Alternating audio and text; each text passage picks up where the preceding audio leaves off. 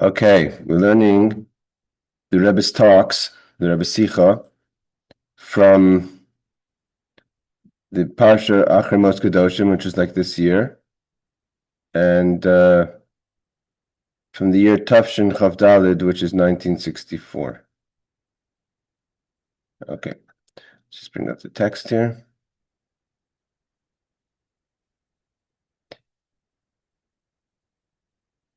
The Sichas Shabbos Parshas Acharei Kedoshim Yud Gimel Iyar. It's the 13th of the month of Iyar. In Tafshin Chav Daled 1960.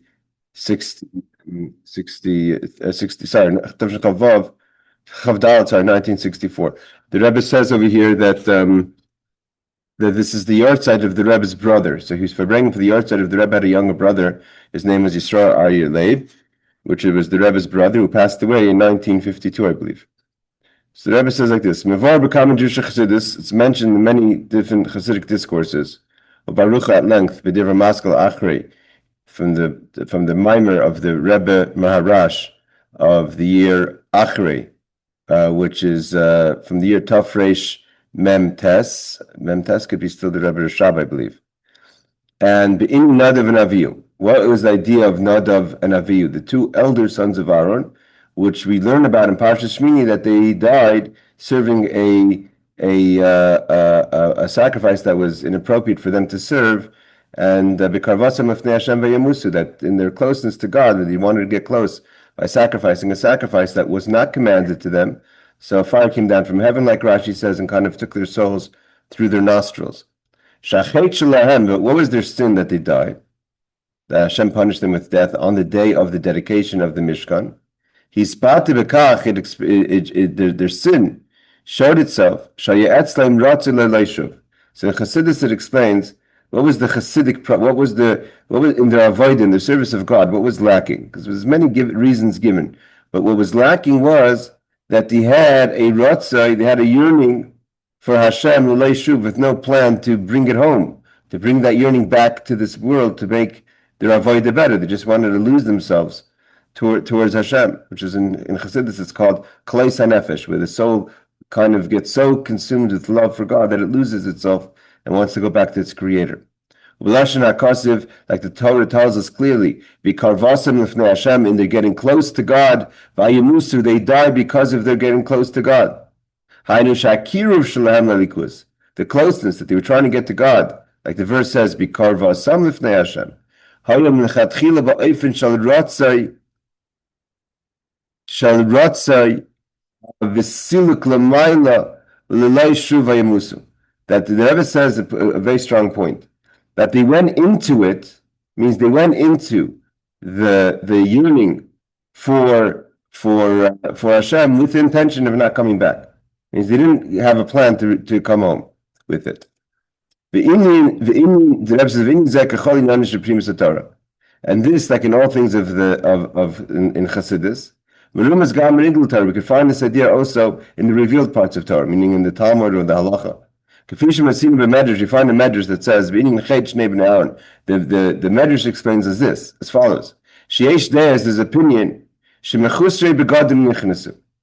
that one of the reasons they died, the medrash says, is that they went into the Holy of Holies to do a sacrifice lacking the proper garments, because you have to go in with the garments of the high priest for this type of service, and they didn't have it, so that was the sin, because you need to have the right garments to do certain services. Or it's brought down the medrash that they went after they had too much to drink. They were drinking in celebration of the dedication of the Mishkan. They had too much wine, which is not allowed. Also, the medrash says they didn't get married, they didn't have children. The Rebbe says all these three ideas of going into the temple or to the sanctuary without the proper garments, being after alcohol, not having children, all those three things are an expression of Ratzo, having a yearning without a shuv. And the Rebbe will explain how. What does it mean to be lacking garments? So the Rebbe says, what's the purpose of garments? Begadim. Why do we have to clothe ourselves in general, right? that's a way of being in a proper company of other people. You can't be in the company of other people when you're not clothed. They didn't have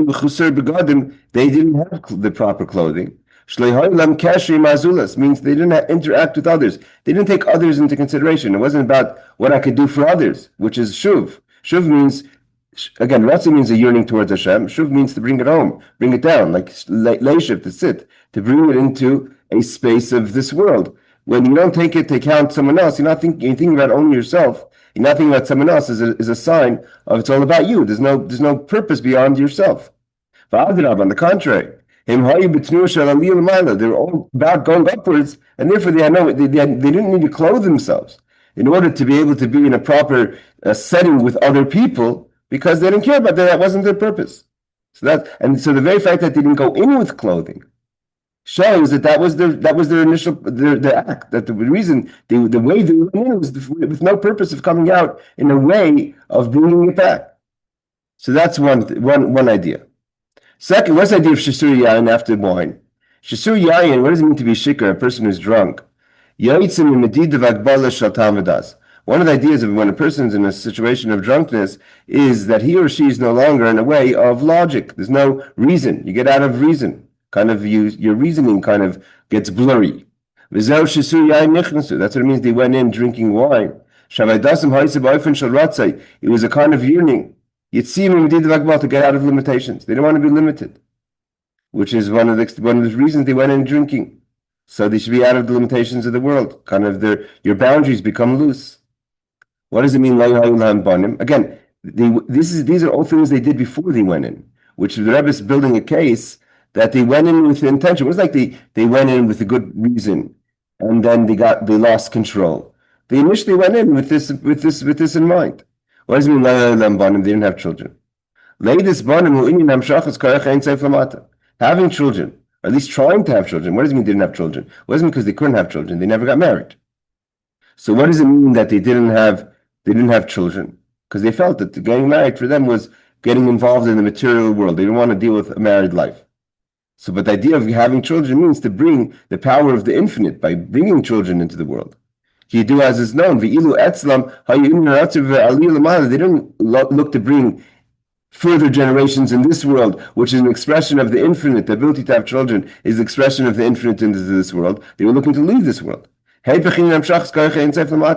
total opposite of bringing the infinite into this world below. So this is where the Rebbe says we see clearly that what it says in Chassidus, that the problem, the issue, what they had was a Ratzo, a yearning without a shuv, without a return. It expresses itself also in the three opinions in the Medrash. That they didn't go in with the right garments, that's also a sign of Ratzo without shuv. They didn't go in with the right, they went in after drinking wine. They didn't get married. Based on this we can understand further what the Medrash says. After in the Pasuk in this week's Parsha, the reason we're talking about in this week's Parsha, even though this incident happened in Parshas Sheini a few weeks ago, is because the Torah starts with it. Acharei means after the death of the two sons of Aaron, we learn about the laws of how one is supposed to go into the sanctuary, which is on Yom Kippur, which is only the high priest. So Rashi says on the verse, Acharei Shnei Bnei Aaron, Moshe l'chayla shenichnas eitzel reifa. So the Rashi is basically addressing the question. If God wanted to tell Aaron HaKohen about the service of Yom Kippur, he just tell him the service of Yom Kippur. Why does he have to bring up a sore point that after the death of the two sons of Aaron, now you have to know, this is how Aaron goes into the sanctuary. Why does he have to mention it? So the Rebbe says, so the Rashi brings a reason from the Medrash. For instance, let's say you have a sick person. A doctor comes in to visit the sick person. And the doctor tells the sick person, don't eat such a thing, don't lie in such a way, kind of giving him instructions of how to try to get better. So that's one person. He gives him instructions what to do. If you want to stay healthy, or you want to at least try to get your health back, don't eat this and don't eat that, and don't sleep in such a way. But there comes another doctor, and says in a different way, don't eat these foods, or don't lie in such a way, otherwise you're going to die like that person died. That hits home much stronger, right? When you want to make an advertisement, smoking is bad, You put on pictures of people like they do in Canada of the effect of smoking. Why? Show someone this is the visual. It's what happens if you try to smoke. So if you just tell someone that studies have showed it's not good, it's not enough. Show someone actual results of people who didn't take care of their health properly. The second person obviously has a stronger effect than the first person. That's what God tells Moshe after the death of the two sons of Aaron. When he tells Aaron, one has to be careful how they walk into the Kodesh, how they walk into the sanctuary. Otherwise you're going to die like your two sons died. Brings it home, shows that this is serious. More serious. The Rebbe says the seemingly one could ask on this Rashi, which is quoting the Medrash. The fact that the Medrash says, so you shouldn't die like this person died, when you say that don't do this or you're going to die like that person died. Meaning to say, like in the case of the health, the person did something wrong, the person ate the wrong foods, the person's lying in the wrong way. So the person did something wrong, that person did something wrong and therefore they died. But if you don't do that, or if you want to make sure you don't die like them, don't do that. They ate the wrong foods and they died the wrong way. That's saying, basically you're saying the sons of Aaron did something wrong. But in our case, I call it this whole idea that they acted wrong, that we know they acted wrong, was only after they died when they were given the commandment. There is no commandment at the time that said that they shouldn't be. It's as if to say that in the case of the health, it's not exactly a good example, because just because someone wasn't warned doesn't mean it's not going to happen. But what do you want with Aaron? Aaron's two sons, they weren't told anything. The question itself, Rebbe asked another question. Moshe Rabbeinu says in Parshas Sheini, after the death of the two sons of Aaron, Moshe turns to his brother Aaron and says, this is what God told me, those closest to me, a Kaddish, I'll be sanctified. Isam Medrash, the Medrash again brings down. Rashi again quotes this Medrash. Heichin Dibur. When did God ever say that to Moshe? Moshe can't just make up something that God said just to make Aaron feel good. It has to be a source for that.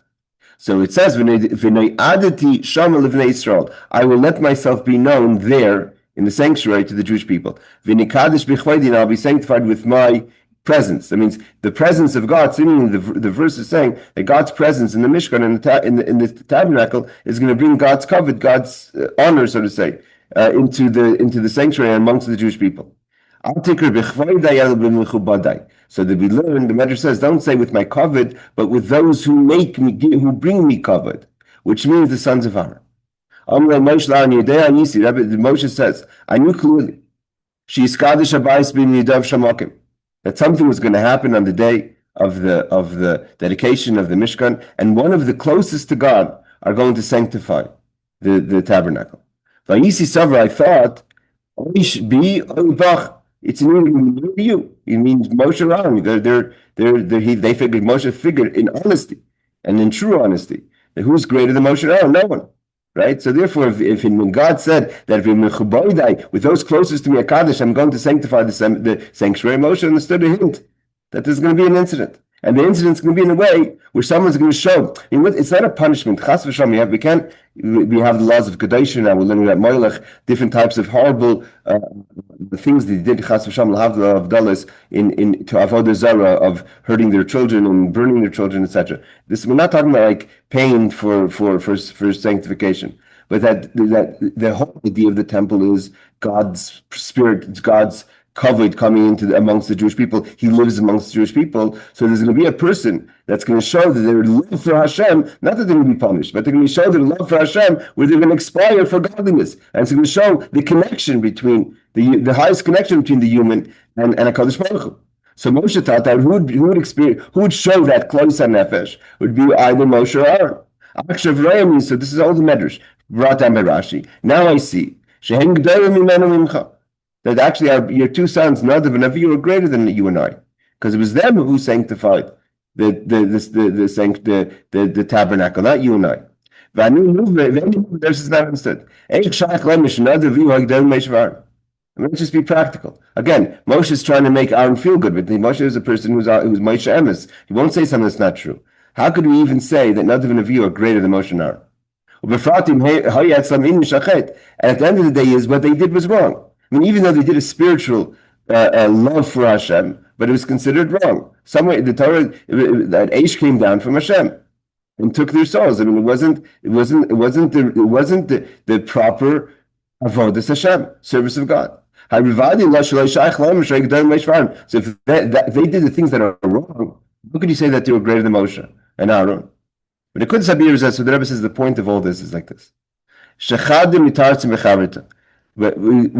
the questions are answered with each other, meaning to say, because there was no commandment. The commandment comes in this week's parsha. Even if they drink wine, God only tells Aaron not to drink wine after they die. Right? There still was no sin, because there were no commandment of them to not do that sacrifice. And therefore, they didn't do anything that was against God's will, that God told them not to do. Therefore, they could still be greater than Moshe. Still, the Medrash says, that Rashi quotes, that still don't go in because you're going to die like those people died. Even though for them it wasn't a sin, because they had no commandment not to do that. Here the Rebbe is starting to kind of separate that this is an important lesson.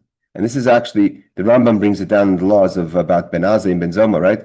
Unless you choshcha nafshay, the Rambam says, unless you're crazy about Torah, I think he used the word meshugav for Torah. Unless you're crazy like Torah, like Ben Azai, who couldn't get married, or according to some opinions in Sota, he got married and got divorced. So that's another level. But if you're not on the level of that, for the regular person, that's not a regular behavior. Meaning to say that the message over here was, when he says, don't do what they did because you'll die, we're not saying what they did was wrong for them, but for the regular person, that's wrong. Vagdam, the Rebbe explains. Shagam hanhagas Nadav and Avihu ba'ofen shel Ratzo and Shov, im yois hanhagas shel Tayu, yesh lamakom b'Torah. The Rebbe says, although that Nadav and Avihu did, like we said before, they had a yearning towards God, and they had no shuv, they had no plans to bring it back, right? Nevertheless, the Rebbe says, and that's considered an action of Tayu, chaotic, because the world of Tikkun means you have to be organized. You don't walk into space you can't walk out of. And I'm sure the Rebbe is going to quote soon, possibly, the four that went into the Parshas. And we always say, Nichnas l'shalom, Yatze b'shalom. The reason Rabbi Kiva was able to walk out, and Ben Azai, Ben Zoma, the people that we talked about before that didn't get married or got divorced, and Acher didn't go out properly, is because they didn't go in with the right intentions. So the Rebbe says like this: Shagam, although there is a place for teyu, for chaotic behavior, even in Torah, the Rebbe explains, it's not possible that anything doesn't come from Torah. The way God created the world, his handbook for creating the blue book for God was the Torah. And anything that exists in creation has to have a source in Torah. So therefore the Rebbe says, we must say, the concept of chaotic behavior, which is symbolized by the word tayu, chaos, right? The world of chaos. So that we're not talking about a world of chaos in another space. We're talking about chaos in our space, in our own life, or in other people's lives around us. The fact that there is a source of Torah for chaotic behavior. Even though the whole purpose of Torah is tikkun, to fix, which is the opposite of chaos. The Torah doesn't start with Matan Torah. The Torah starts in the time of the world. So we know the Shish Alfei Shmin Havi Alma, the world is 6,000 years. There's first 2,000 years, the Gemara says, is Tayu. The second 2,000 years is Torah. And the third 2,000 years is Yemais HaMashiach, which we're in now, the days of Mashiach. So, but the first 2,000 years is Apayim Tahu. It was chaotic. Flood. People, whatever, we all open up Genesis, the beginning of Bereshit. You don't have to see more than the first two parshas of the Torah to know that the first 2,000 years was chaos. And the first 2,000 years of chaos come before the 2,000 years of Torah. So why does the Torah talk about that? Why does the Torah describe the chaos if the Torah is all about fixing? Is because chaos also has a place in Torah. וכן מובן איתך גיסא, on the contrary, שבשני אלפים תורה וגם לאחר מתן תורה, יש עניין לשני אלפים תורה. וכן משני אלפים ימייס משיח. The Rebbe says it's not just that there's 3 sets of times, but the very fact that the Torah was given and talks about the times of chaos means there's a place for chaos even in the 2,000 years of Torah and in the 2,000 years of Yemos HaMashiach. Again, it's the world time is for 6,000 years divided into 3 categories: chaos, Torah, and the days of Mashiach. What's the? I knew we're getting here. What's the proof that there's a place in Torah for the chaos? Like I said before, Ben Azai, when the great Tanaim, a colleague of Rabbi Akiva, and his colleague Ben Zoma, didn't have children. We know that he didn't get married, or if he did marry, he got divorced. His behavior was chaos. Ben Azai was chaos. He doesn't have a name before. One of the signs we know he didn't get married because he was called Ben Azai, the son of Azai. Ben Zoma, the son of Zoma. We don't give him. He's not entitled to have a title. They were like Nadav and Avihu. In Hasidic talk, when they want to describe how did Nadav and Avihu behave in a way of Ratzo, yielding without Shuv, without bringing it back, we always mention Ben Azai. Again, Ben Azai lived in the times of Bar Kochva. He lived in the times of after the destruction of the temple. He was a colleague of Rabbi Akiva. Like I said, 4 people went into the parties. One of them was Ben Azai and Ben Zoma, and one of them died, and one of them went crazy. Why? Because they had. He said, "What should I do with my? I push it." They were obsessed with Torah. They were on another level. But they're mentioned in Torah. They're mentioned in Pirkei Avos. They're mentioned in Gemara all the time. So for them, it was a way of Torah. Again, the Alter Rebbe is quoting the Rambam that if a person's crazy like Ben Azai for Torah, that Meshubal Torah, then there's another level for that person. I mean, if a person is so obsessed with Torah like Ben Azai, if you're not like that, then you're not like that, then you have the laws like a regular person. And the Alter Rebbe quotes in the Halacha that there's a way of behavior like Ben Azai. It's not everyone's way. 99.99% of the people are not in that level. This level of Ben Azai is only for special unique people. And not for the regular person. As the Alter Rebbe brings in the Halacha.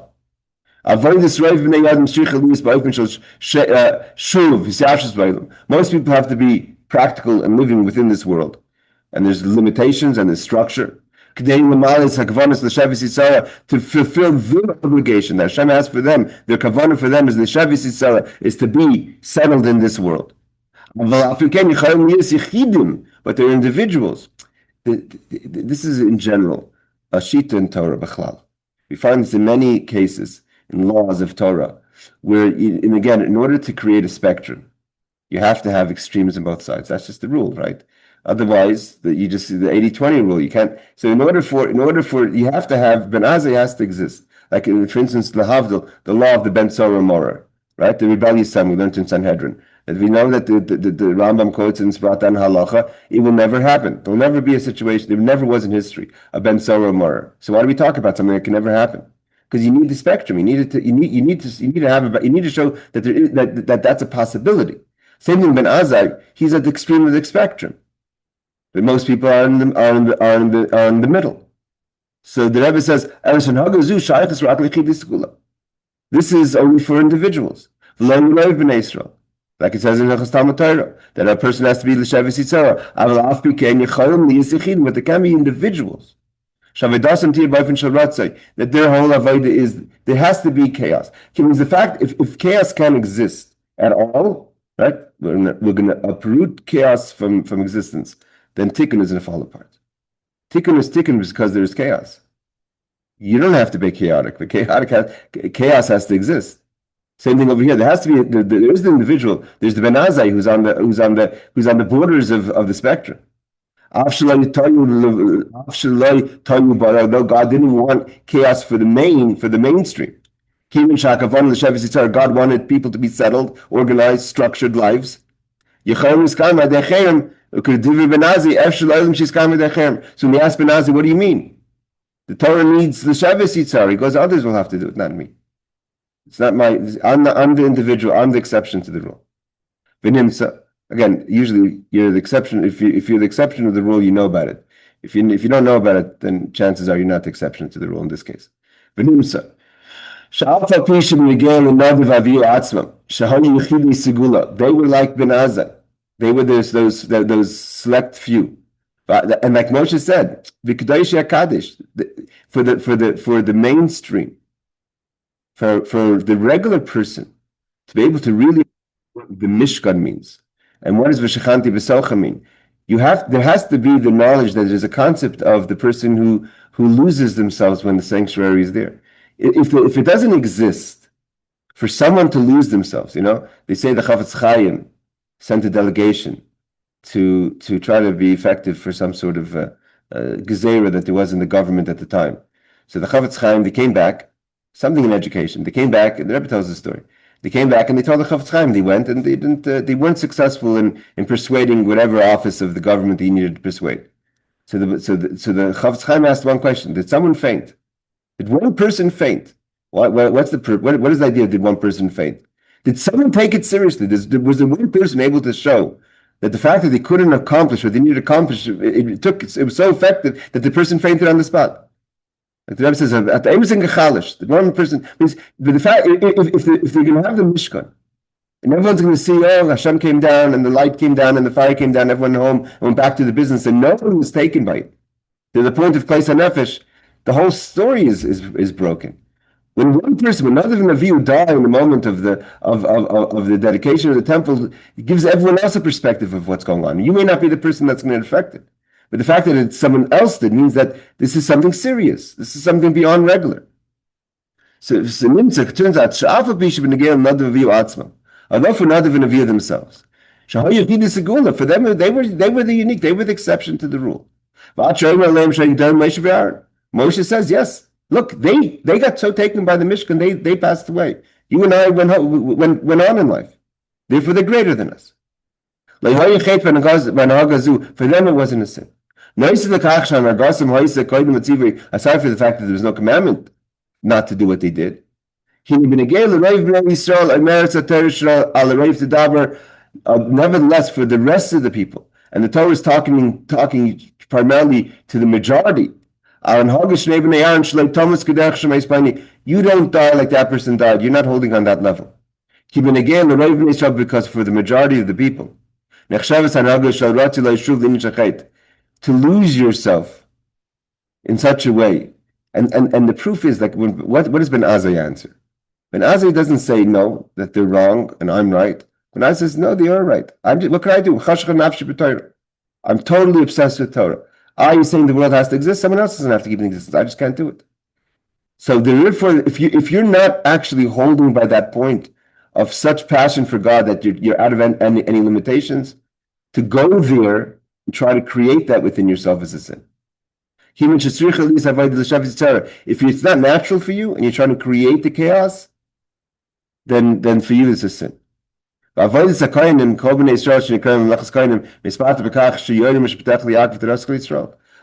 which is the Jewish people are called a kingdom of priests, is to show mishpat and Torah to Yaakov, meaning to say that there has to be structure. It has to bring it down to this world. So the Rebbe continues, these 2 points. We see that there's the individuals, the sons of Aaron, the Ben Azai, and the rest of the people, the majority that have to see, just even in the story of the Pardes, right? There was 4 people that went in. We talk about Ben Azai. Ben Tzalmo seems to be, he was on the same level as Ben Azai, although they had different effects. One went crazy, one died. Rabbi Kiva nichnas b'sham b'yatzu b'sham. He went in with the right mindset, walked out. But the 4th one, Acher, Elisha ben Abu, walked out and left Torah. Why? Because he tried to create, he wasn't really chaos. And the proof is, when it didn't work for him, he left Torah. He became a symbol of the person who sinned.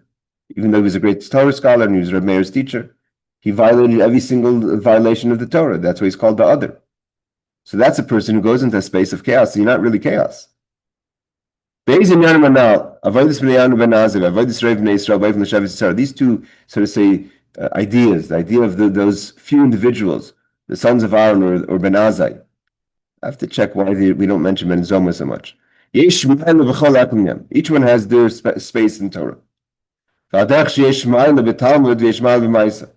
in the famous argument, what's greater, Torah study or action? There's two opinions. One opinion is Talmud Gadol, Torah study is greater. Or Maisa Gadol. And they went back and forth for many years to figure out until they concluded Talmud Gadol that the greatness of Torah is that it brings to action. Hold on, Aaron, let me just finish the paragraph.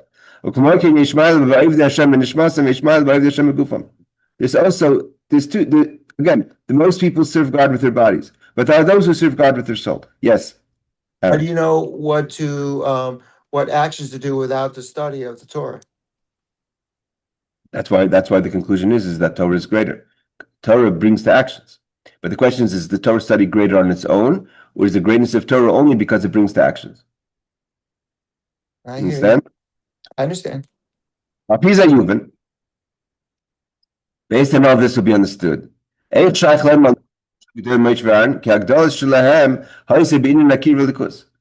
we understand better, like I said before, why Nadav and Avihu greater than Moshe and Aaron, because closeness to God, who lost themselves at that moment of the dedication of the temple. The Rebbe used to say by Farbrengen, who's going to be the Purim Farbrengen? The Rebbe would say, I need a volunteer for Ad Lo Yada, for the person who's going to drink themselves under the table. If everyone's just going to say that the Purim, the Halach is Ad Lo Yada, everyone just in there, I have to go to work tomorrow. There has to be one volunteer. So who's the volunteer that's going to lose themselves? Like the Chavetz Chaim said, who's going to faint? Who's going to take it so serious that God revealed himself in the Mishkan? That's Nadav and Avihu. Moshe Rabbeinu huchrach liyis nimshach hamata. For Moshe Rabbeinu, he had to bring things down. Mitzad atzmei haya kvad peh v'kvad lashon. Moshe Rabbeinu himself actually had a speech impairment. He couldn't speak properly. Kvad peh b'torish b'ksav. It was hard for him for the meaning. It's brought down. This Likutei Torah brings kvad peh is referring to the written Torah. V'kvad lashon b'torish v'peh and the oral Torah. Moshe was beyond Torah. It was difficult for him to study Torah. He didn't want the job. He said to God, find someone else. For me to start articulating speech, he had speech to Moshe was such a yerida, such a descent, because we know speech is the lowest of all the midos. It's malchus, right? So Moshe Rabbeinu had such a challenge with speech. He said, find someone else. And it's too hard for me to lower myself into being a person to communicate with others. The question is, why did Moshe say send with someone else? If God is giving him a mission, what's this arguing with God? If God tells Moshe Rabbeinu, you have a mission, I'm giving you a shlichus, God tells him. So there's no doubt in who's in the sender. What's Moshe arguing about? What's this idea of that God, Moshe tells God, send with your regular messengers? Because it was so far for Moshe to do this job, to be the communicator. It was totally out of his realm. He literally had a speech, but he couldn't even talk. As God said, sorry, Moshe. As hard as it is, mamish physically, for you to do this, you have to do it. If you read this, he's natkus, an uprise, and the Rebbe we see that the Rebbe is starting to pay this idea into a person having Mesiras Nefesh for the job. So here you have Moshe Rabbeinu. The very fact that Nadav and Avihu existed shows us that there's such a way. There is such a way to be disconnected. There is such a way to be close to God. And Moshe literally had all the physical qualifications to be disconnected. He literally had a speech problem. God wanted him to be the person who gives all the speech. He's the one who teaches. He becomes the ultimate teacher of communication. And his whole being was not to communicate. So he asked the Pasha, God says, had to force him because he was so against anything that he was possible of doing. And the very fact that Nadav and Avihu didn't like that, they went towards God, shows that it wasn't like it's totally off the radar to stay away. Nevertheless, he had to totally cut himself off, at least externally, from how close he could have been to God. This is what the Frierdiker Rebbe said. The previous Lubavitcher Rebbe said about B'negel Rabbeinu Hazaken, with regard to the Alter Rebbe. Shemosir snavsha lisnatik kivyachum advekis hayeser naila demili b'shamayim v'imachalei chafatzti k'dei lasas toivel Yehudi. This is where the Rebbe is going in with his educating the Chassidim. But it's not about you, Moshe Rabbeinu, because Moshe Rabbeinu also wasn't about him.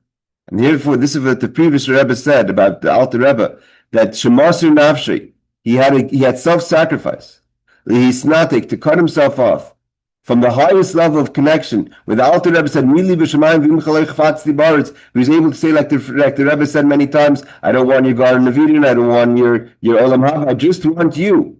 That's how close. That's how connected the Alter Rebbe was, and he cut himself off because it's more important to help another Jew. Nadav and Avihu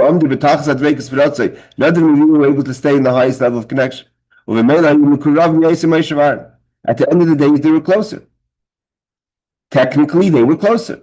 In the Kavanah, means what God wanted, right? If someone's technically close, they're technically close. If the Kavanah is, I don't want you to be close. I need you to go out and do a favor for someone. And by doing a favor for someone, you're disconnecting your connection to Hashem. Because you're going from looking up to looking down. Nevertheless, in the Kavanah, although you're not technically, still doesn't make you closer. Closer was Nadav and Avihu. Moshe said to Aaron, yes, we have a job. And we were doing what we have to do, but you have to know that God's closest to him, he was sanctified.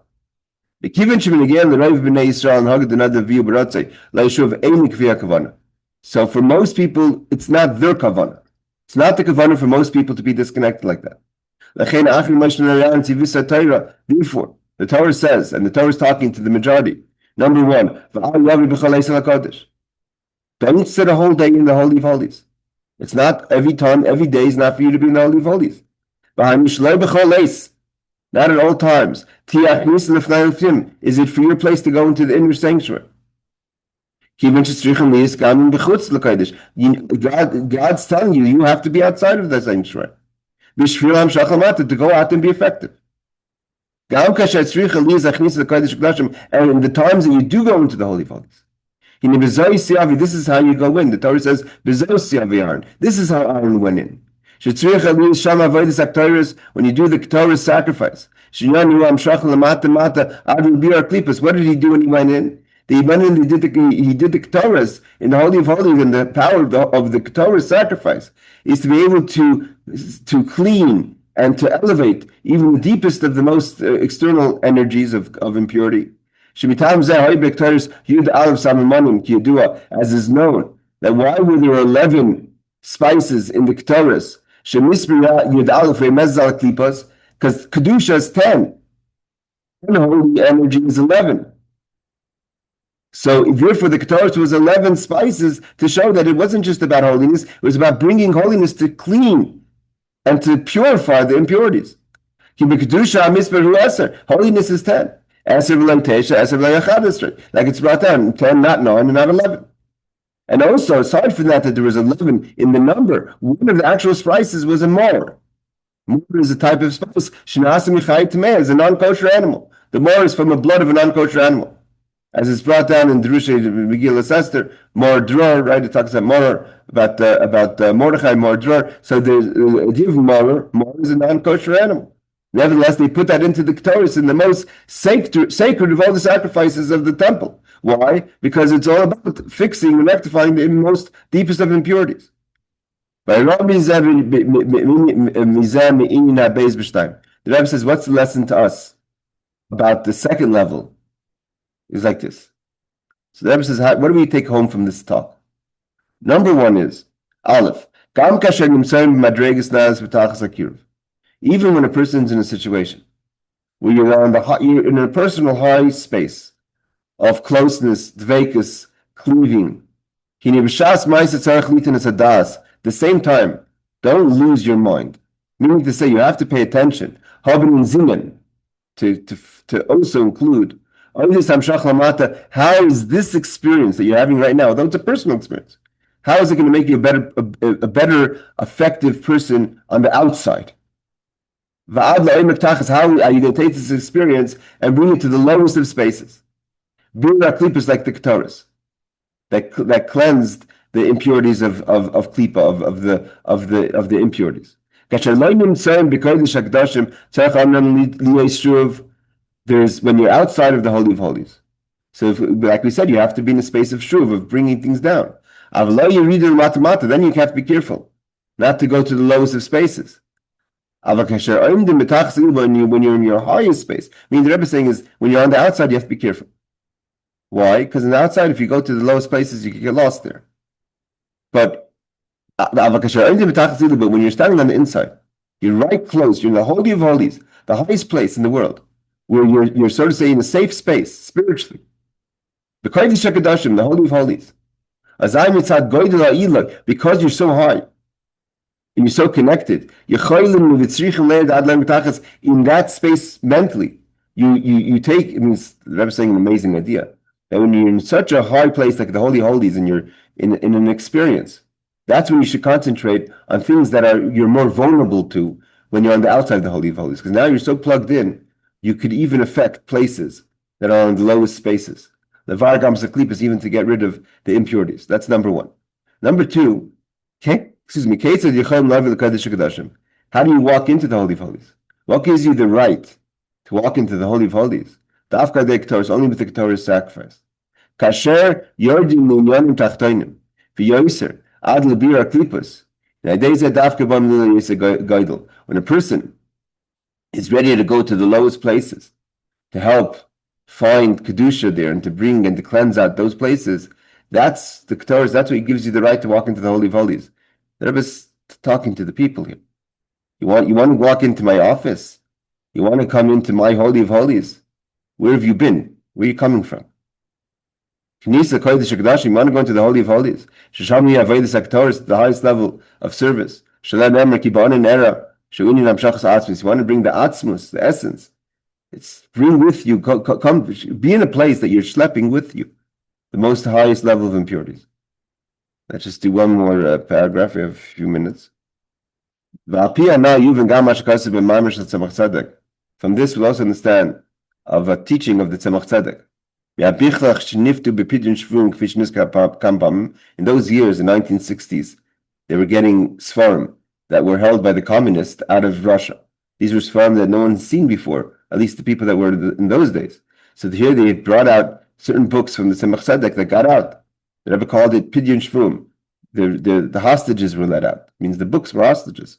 In this Gimel, I find it should be Indian Aktaris. There, the Tzemach Tzedek talks about three ideas of the Ketorah sacrifice. Aleph, the first one, he says, Hatzadokim, Hayu Oimrim, Vitzadokim, those who only believed in the written Torah.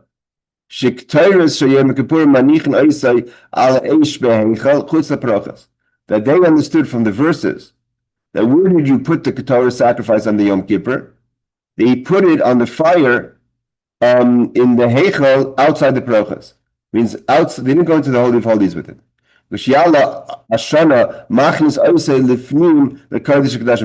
when the smoke went up did they bring it into the Holy of Holies. What was the basis for their thinking? Only when there's smoke should you walk into past the separation of the kaparas, the separation of the Holy of Holies and the Holy. But the rabbis understood it differently. That you put the actual burning of the Ketores in the Holy of Holies by the ark. So you shouldn't do it outside and bring it in. The whole body has to be in the Holy of Holies. That was one thing we found about the Ketores. And the second idea is, even when they did it inside,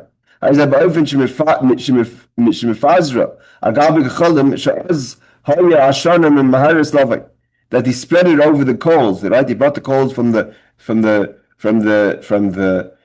outer mizbeach, and they spread the ketores, the spices on top of the coals, so it made that the burning should happen fast and the smoke should happen fast. Another idea was tzovra, the hainu shenoistim imakom echad ke'en gal, k'dei shi Hashem shoyu lavei. שהוא כובד שישוי בעבודה, ואנו קיימלן כמו אדם צברה וכמובן צמחת כשיש בה עניין עמוק. And there's another opinion there is that they actually made it into like a heap. And so like this, it kind of made it a slow process, and that's more beautiful, and that's our opinion. V'inyan b'zeh, the idea is like this. Sh'asei l'sakin l'saktois m'chutz, toich reishis askus v'bir ha'klipos hi davkish nusayim b'chutz. The idea that you should do the Kedoshim only on the outside means is that you do the Kedoshim when you're outside. The Rebbe is going into basically talking to people that think that that you have to have boundaries. The Rebbe is basically giving boundaries of certain avodas that can't be done. We have to stop here because I have to have a chavrusa waiting for me. So, and I see this is going to go a little longer. But it seems like the Rebbe is going to an idea where there's those who think when by doing the Kedoshim outside, like the tzedakah, means to say that there's certain things that you could do, certain services and ceremonies you could do in situations you feeling that you're going to be effective that way. Take the Kedoshim outside. Here the Rebbe is saying no, the Kedoshim has to be done on the inside, and the anan has to be, the effect has to be from the inside. It's effect as opposed to trying to compromise maybe on Torah. You're doing certain, I guess, ceremonies that would compromise, that wouldn't have a good long-term effect. I think that's where the Rebbe is going with this. All right. Either way, each one will have to learn on their own. Laila Tov, good Shabbos, everyone. And again, the Motzei Shabbos class is on time, which means 8 o'clock Seattle time and 11 o'clock New York time for the story of the Baal Shem Tov and the halacha. So again, those who obviously it's still Shabbos shouldn't join. And Be'ez Hashem, you can watch the video. Laila Tov, take care and have a good Shabbos. Good Shabbos. Thanks, Rabbi. Welcome.